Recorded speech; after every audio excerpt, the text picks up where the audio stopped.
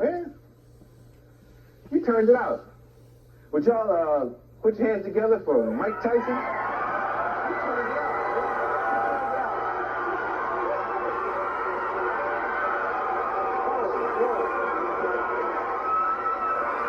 You want to talk? Yeah. Okay. Oh, look at that. Yeah. That's very nice. Yeah. Well, I'm telling you about Showtime this weekend. Yeah. That's very nice. I thank you for him.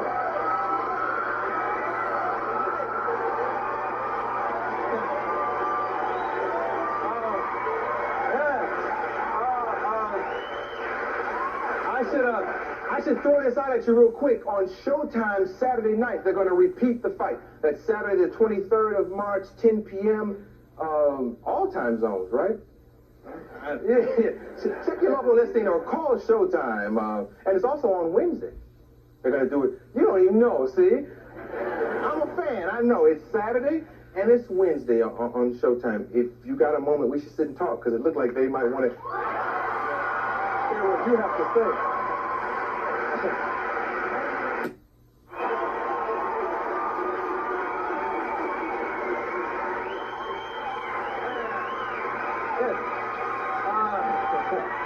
Tomorrow night, stand-up comedian George Lopez will be here. Actor Danny Ayala will be here. And Academy Award nominee Whoopi Goldberg will be here.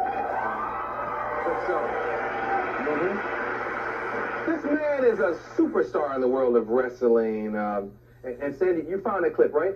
I found it. Okay, I got to show you this. This is the last-minute thing, but show the last time he was here. Would you ever fight a boxer? Well, I tell you what, I'd get it on with a boxer like Tyson if they wanted to, but if they wanted to make the fight fair, they better put a pair of handcuffs on me.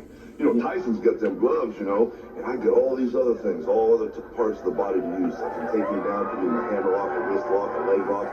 And I tell you what, once I get on top, if he gets close enough to hit me, I just reach out and grab him. Yeah.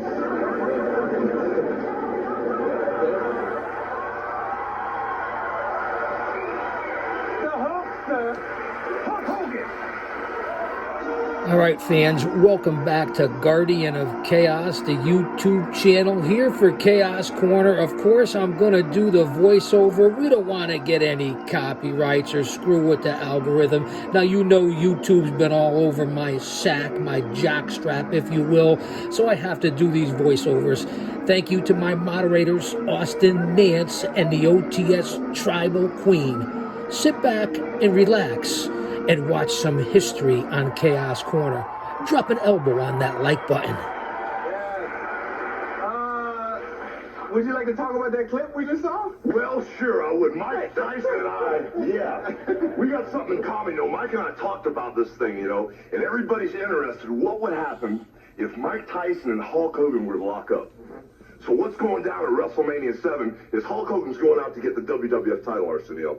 And once I get the WWF title and Mike Tyson gets his shot back at his title, we're going to sit down and talk about this thing. It's going to be a lot different than when I got hold of old Rocky Balboa, picked him over my head, and threw him about 100 seats out in the bleachers. This thing with me and Tyson could get intense. And can you imagine? They could charge $20 million for each TV set because everybody would want to see who's the real champion of the world, Hulk Hogan or Mike Tyson. Has there ever been a wrestler to fight a man of his caliber? There's been several boxing wrestling matches, but never this. Yes, Ali did against a guy named Antonio Inoki, and the wrestler just chased him all around the ring, and they were joking about it. But that's the difference. Me and Tyson get it on. We get real serious. Back there we're friends, but when we get in the ring, you saw how Mike Tyson is. He's intense, brother. And with all my millions of little Hulksters watching my back, I'd have to get real intense too. You better believe it. Wait a minute, I got something to say before we come out. There's something a bit heavy on my mind. I got the red, white, and blue, man. I'm dressed like Desert Storm, and God bless America, man, because recently America's had to show what kind of muscle they've had, you know. And I got to say something. President Bush said something out here a few weeks ago, or maybe it wasn't a few weeks ago, a few days back, a few weeks back, whatever, that really turned me on. He said, hey, the troops are coming home, man. Everybody get all psyched. The troops are coming home. The war's over. And when he said the war's over, it kind of hit me really hard, brother, because still behind the lines, still over there, all of our allied forces, all our friends, all the men and women that are still fighting over the Persian Gulf. The war's not over yet, brother, till each and every one of those dudes and women come home. And because of that, I got me a set of dog tags, man. These are symbolic, and these are for Arsenio Hall to wear, because until the war's over and until each and every one of those Hulkamaniacs comes back home, it's not over. Hey, man, put this on, too. This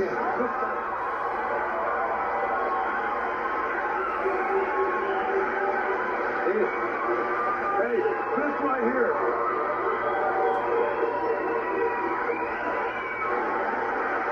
This is Arsenio Hall's Beverly Hills Desert Storm attire, and he's going to keep wearing this stuff night and day until each and every one of those Americans comes back home, because the war is not over until all of our people get home and until I bust that Sergeant Slaughter up in WrestleMania 7. Okay, then we got to talk about him. Let's take a commercial and come right back and talk about that Sergeant Slaughter.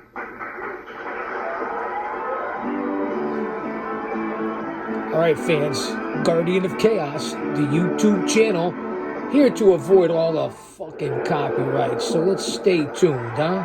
I apologize for the cussing. Okay. Where I'm from, it's all about respect. This thing must have bothered you a lot.